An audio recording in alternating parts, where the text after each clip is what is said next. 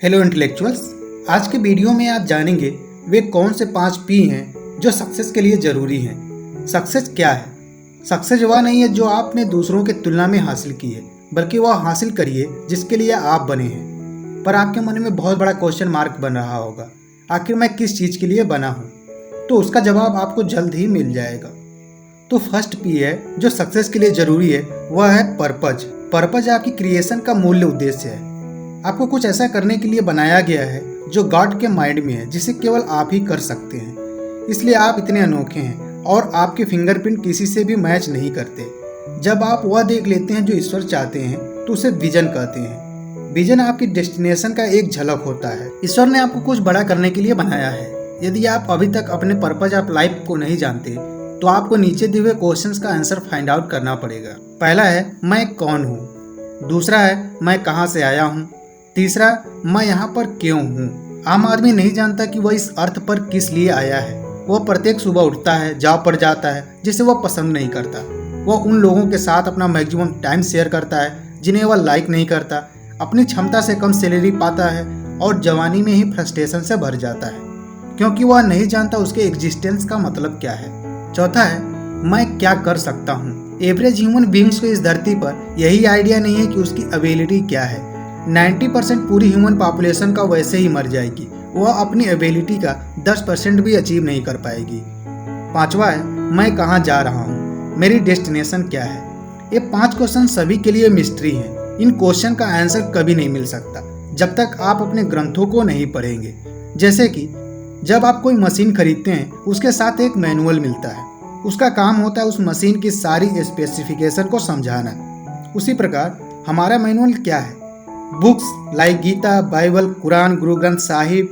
इस ह्यूमन रूपी मशीन को किस लिए बनाया गया है? अगर इसका पर्पज पता करना है तो इन मैनुअल्स को पढ़ना होगा। प्रत्येक पवित्र ग्रंथ में इन 5 प्रश्नों का उत्तर है, और जब कोई भी इन ग्रंथों को पढ़ता है वह पर्पज ऑफ लाइफ को समझ लेता है। हम सभी सक्सेसफुल होना चाहते हैं। आप कभी ऐसे इंसान से नहीं मिलेंगे जो सक्सेसफुल नहीं होना चाहता। ईश्वर ने इस धरती पर जितनी भी चीज़ें बनाई हैं वे सभी सक्सेस के लिए बनाई हैं। मान लीजिए आप एक मैन्युफैक्चरर हैं और आपने एक मशीन बनाई जिसका कोई पर्पज है, पर वह मशीन बनने के बाद उस पर्पज को पूरी नहीं कर पाई। अब आप ही बताइए, वह मशीन फेल हुई कि आप? जाहिर सी बात है कि वह आपका फेल्योर है। उसी प्रकार हम जीव भी इस धरती पर किसी पर्पज के लिए हैं, और यदि वह पर्पज पूरा करने में फेल होते हैं तो यह हमारे क्रिएटर की हार है। तो अपने जीवन के ट्रू पर्पज को फाइंड आउट करिए। दूसरा पी है पैशन। पैशन वह डिजायर होती है जो मृत्यु से भी मजबूत होती है।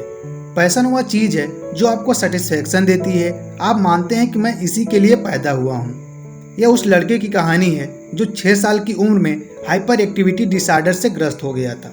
उसकी माँ ने उस यंग लड़के को इनकरेज किया स्विमिंग के लिए, ताकि उसकी एनर्जी बढ़ सके। शुरुआत में वो लड़का स्विमिंग से नफरत करता था, लेकिन समय बीतते ही उसने पाया कि स्विमिंग उसकी एनर्जी को चैनलाइज कर रही है। उस लड़के को स्कूल में सभी बुली करते थे और बचपन में ही उसके पेरेंट्स का डाइवोर्स हो गया।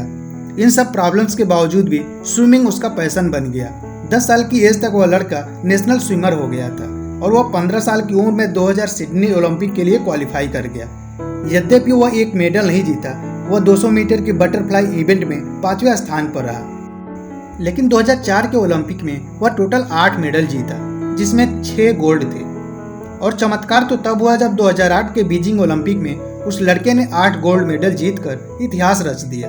और उस लड़के का नाम हम सभी को पता है। वह लड़का माइकल फेल्प्स था, जो अपने पैशन के दम पर विश्व के सभी रिकॉर्ड अपने नाम कर लिए। और जीतने के बाद उसके शब्द थे, records are always made to be broken, no matter what they are. Anyone can do anything they want if they really want to. तीसरा पी है प्लानिंग।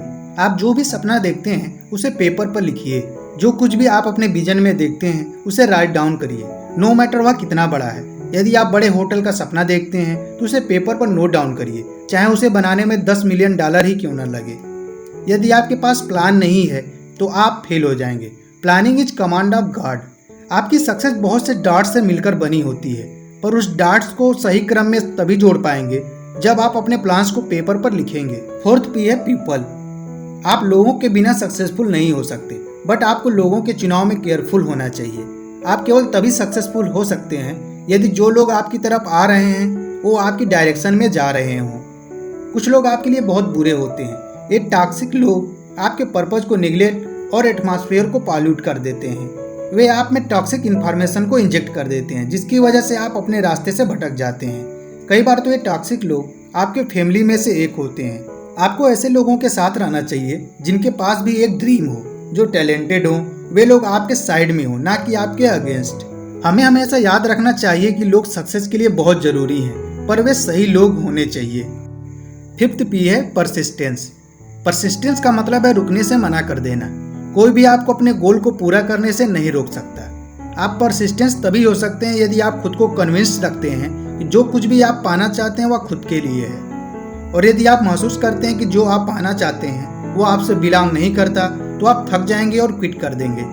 यह उस व्यक्ति की कहानी है जिसकी उम्र 16 साल की थी 1979 में, जब उसके गांव में भयानक बाढ़ आई थी, जिसके कारण आसपास में रहने वाले बहुत सारे जीव मर गए थे, जिसकी वजह से उसके मन में बहुत चोट पहुंची।